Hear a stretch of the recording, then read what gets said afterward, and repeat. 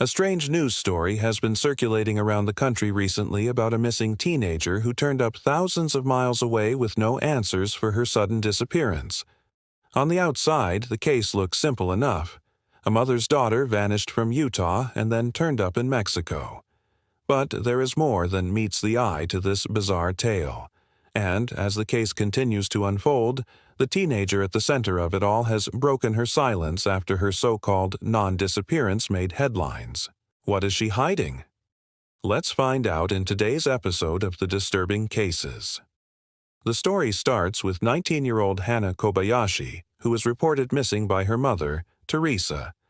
On March of this year, according to Teresa, she last saw Hannah on February, which makes her disappearance span over a month.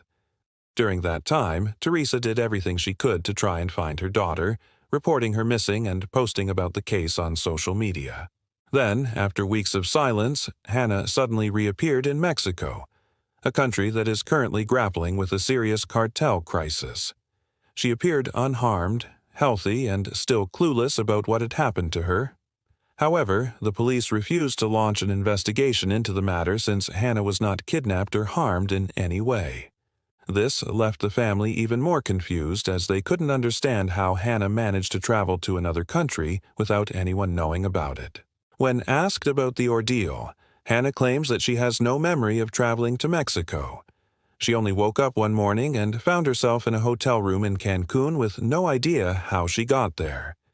Even stranger is that when Hannah checked into the hotel, she used a fake ID and gave the front desk her real phone number.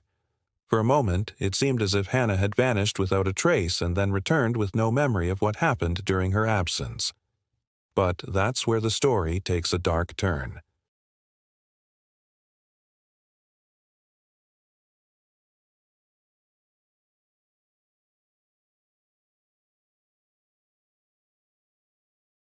So far, Hannah has refused to listen.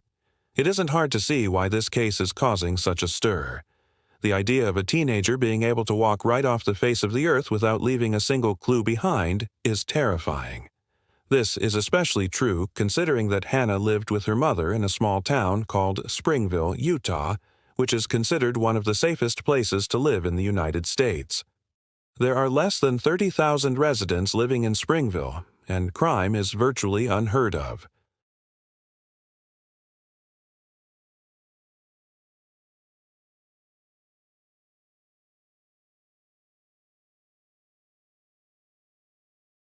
This is what's so disturbing about Hannah's case. It is a perfect example of how people will fill in the blanks with their own assumptions when presented with a half-baked story. The truth is that nobody really knows what happened to Hannah. She could have been abducted, kidnapped, or taken by her father's side. On the other hand, maybe she ran away after witnessing a cartel execution in Mexico.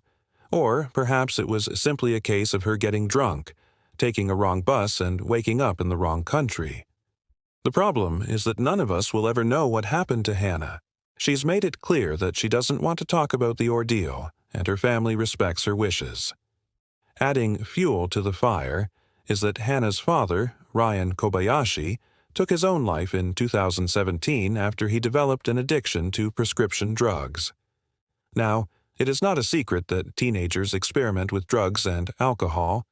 After all, it is a rite of passage for kids who are trying to figure out who they are and what they stand for. But in Hannah's case, her drug use has become so extreme that she has been hospitalized twice for overdosing on cocaine. If that wasn't bad enough, Hannah also has a history of self-harm. She has admitted to cutting herself on several occasions, which is why her mother sent her to therapy to get help. Despite the counseling sessions, however, Hannah's behavior continued to deteriorate until she finally ran away from home in February. That's when her mother reported her missing and started posting about the case on social media. After her post went viral, a friend of Hannah's reached out to her mother and claimed that she had seen Hannah in Mexico. After receiving this tip, Teresa flew down to Cancun and began searching for her daughter. She posted videos on TikTok and Instagram showing her search for Hannah in the hopes that someone would come forward with information. After 2 weeks of searching, Teresa received a call from a local hotel in Cancun that informed her that Hannah was staying there under a false identity.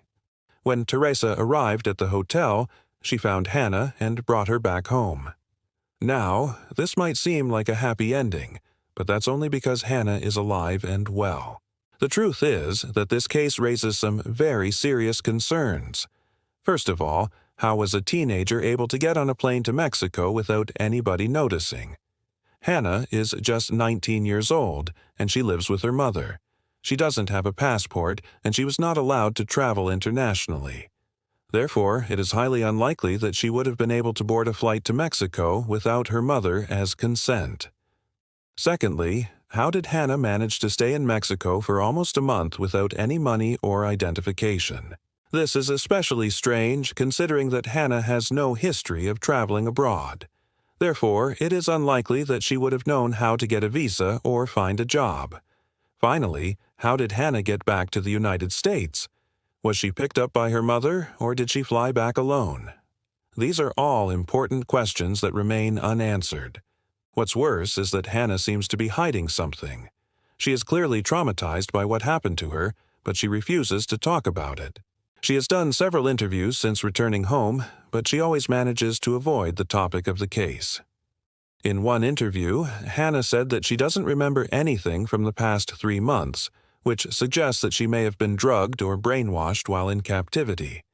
However, she also admitted to having a history of blacking out while under the influence, which means it is possible that she could have gotten drunk, boarded a wrong bus, and ended up in Mexico. The sad truth is that we may never know what happened to Hannah.